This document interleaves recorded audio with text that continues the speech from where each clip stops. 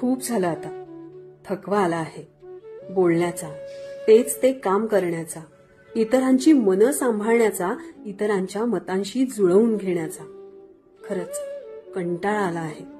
उगाच हसायचं नसताना हसण्याचा, छोट्या छोट्या गोष्टींवर उगाच रडत बसण्याचा, मनाला पटत नसणाऱ्या गोष्टींवर वाद घालण्याचा आणि वाद सोडवण्यासाठी पुन्हा संवाद साधण्याचा सुद्धा.